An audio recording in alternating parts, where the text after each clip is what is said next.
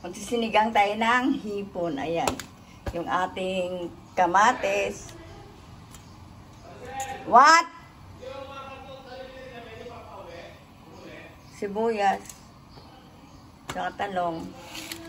Labanos. At tsaka mayroon tayong sampalok na bunga. 3 piraso. Luya. Maglalagay tayo. Tsaka okra. Ayan. Maraming okra. Tsaka kangkong. Ayan. Itanggalan muna natin ng ano yun yung ating hipon. O lalagay na natin yung ating kamatis at saka yung luya at saka yung sibuyas. Sabay-sabay na yan.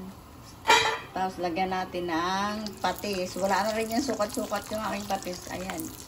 Hindi na ako mag-aasin.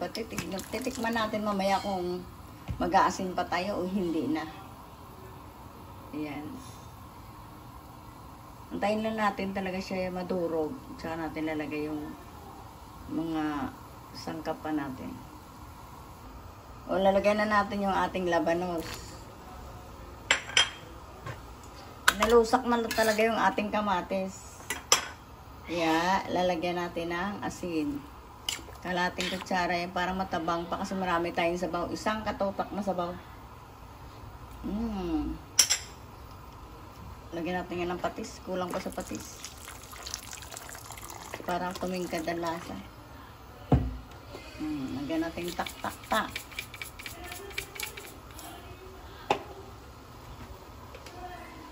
Pwede na natin lagay yung ating hipon. 1 kilong hipon yan.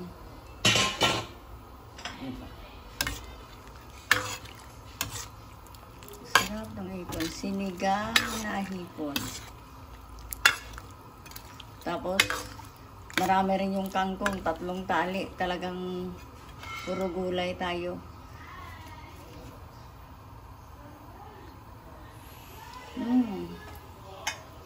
Pampaasim na lang mamaya. Tsaka ang ganda ng ating hipon na nabili ko sa palengke. Matitigas talaga yung ating hipon na.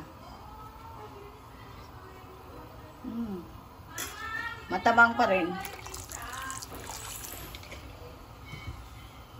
O lalagay na natin yung ating kangkong. Napakaraming kangkong. Kangkong pa lang. Sobrang dami na. Sinigang na. Parang yung kangkong nito, 3 tali. Kaya gusto ng asawa ko mas maraming kangkong. Tatakipan niya natin para lumiit. Takipan natin. Tsaka natin haluin mamaya. Pagka kulong-tulo na talaga. Mamaya-maya balikan natin. Tanggalin na natin. Hinalo na natin yung ating, o lalagay na natin yung ating talong. Nagsisinigang ako na may talong ha. Kakaiba. Talong.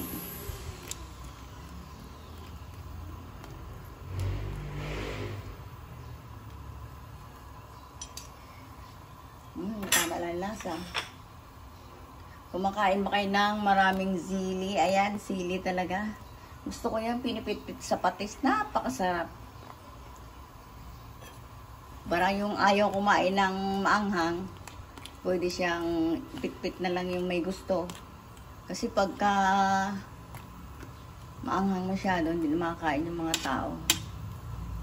Tsaka yung apo ko hindi makakain, kaya kailangan hindi napipit-pitin. Tayo ka na lang kumulo. Lagay na rin natin yung okra. Oh. Maraming gulay.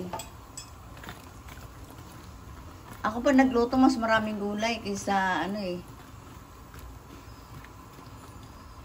Sa ulam. Magulay talaga. Araw-araw may gulay si Mata Cooking. O pwede na natin lagay ang ating sinigang. Para habang paluto na siya.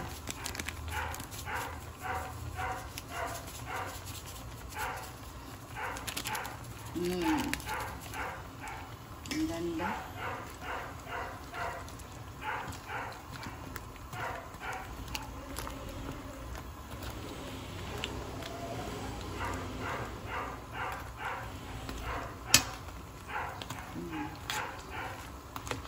Yung kangkong natin hindi pa, puro pagluto na rin yan. Sabay-sabay na yan kasi nauna natin yung kangkong. Kasi medyo matigas yung kangkong kaya unahin. Tikman nga natin ulit. Si Mapa Cooking walang pangsukat.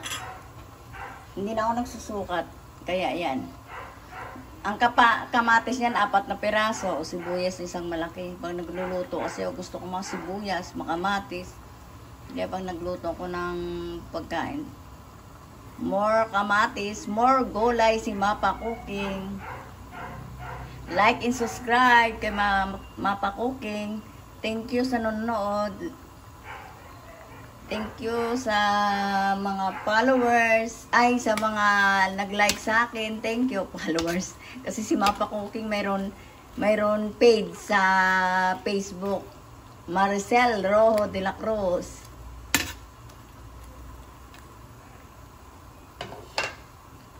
Kaya mayroon din ako sa Facebook.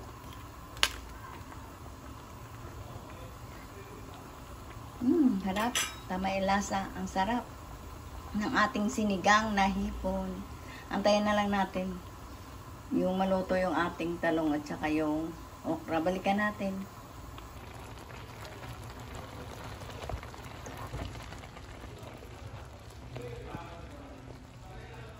Like and subscribe. Thank you for watching.